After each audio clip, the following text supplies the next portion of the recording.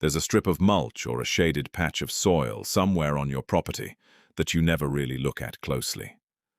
Maybe it's along the fence line or the damp corner where the gutter drains after a storm. After it rains, something shows up there. Long, flat, glistening, with a head shaped like a tiny hammer or the flat edge of a shovel blade. It moves in a slow, gliding way that doesn't look like any worm you grew up pulling out of the dirt as a kid. If your first instinct, the moment you saw it, was to raise your foot and stomp it flat, stop right there. Because that instinct, the one that feels like common sense, is exactly what makes this thing spread. Every piece left behind under your shoe doesn't die the way a normal pest would. It grows into a brand new worm. By the end of this video, you'll understand exactly why that happens, what this creature actually is, and what to do instead. This is a hammerhead flatworm, sometimes called a shovel-headed garden worm. It isn't native to North America, or most of the places it's now being found. It originally comes from the tropical Southeast Asia, and researchers believe it first hitched rides into greenhouses and nurseries decades ago, tucked inside potted plants and soil shipments nobody thought to check. From there, it spread quietly through the global plant trade, showing up in one region after another long before most gardeners had ever heard the name. Once it arrived, it didn't stay contained. Over the past few decades, it has quietly spread through backyards and gardens across the southern and eastern United States, and the number of confirmed reports climbs a little higher every year. Extension offices in states like Florida, Texas, and Georgia now field regular calls from homeowners who found one and had no idea what they were looking at.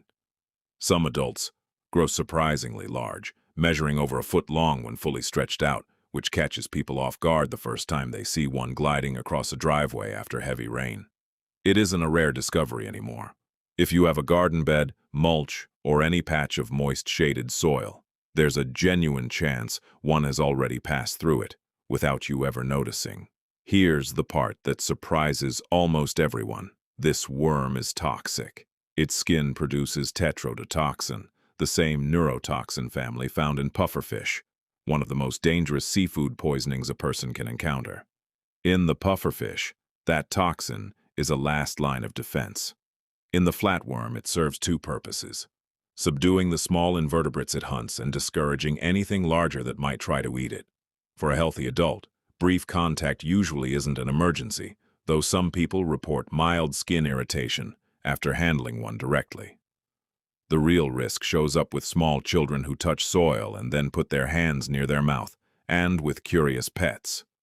Vets in affected regions have treated dogs for excessive drooling, vomiting, and lethargy after mouthing one of these worms in the yard.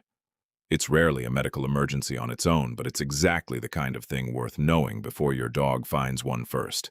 So when people find one, the instinct is almost always the same: stomp it fast, grind it under a shoe, get it away from the kids or the dog before anyone touches it. With most garden pests, that instinct works exactly the way you'd expect. With this one, it backfires completely, and the biology behind why is genuinely strange.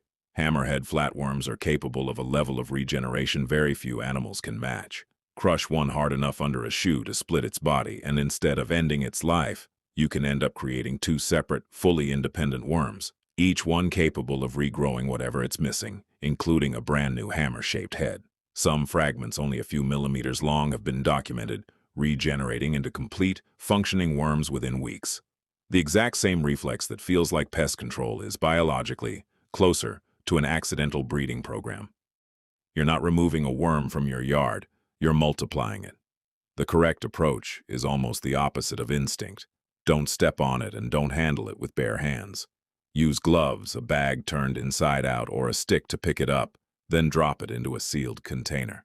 From there, salt water, soapy water, or vinegar will kill it quickly without any risk of it regenerating from a wound.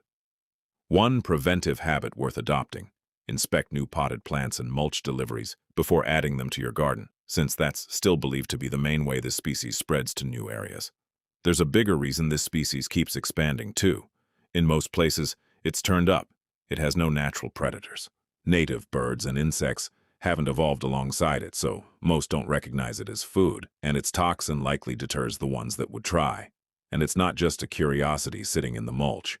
It's an active predator, hunting earthworms, snails, and slugs by tracking them through the soil, using chemical cues. In gardens where it becomes established, populations of beneficial earthworms, the ones responsible for aerating soil and cycling nutrients, have been observed dropping off noticeably. So the impact isn't limited to one strange-looking worm in your yard. It can quietly reshape the health of your entire garden. So the next time you're clearing mulch, pulling weeds, or turning over soil after a rainstorm, and you see something long, flat, and hammer-headed gliding across the ground, don't raise your foot. Don't stomp it, and don't pick it up bare-handed. Because the very reaction that feels like getting rid of it, fast, decisive, satisfying, is the exact reaction that guarantees you'll be seeing it again. Not once, but twice as many times, spreading a little further into the soil you spend your weekends taking care of.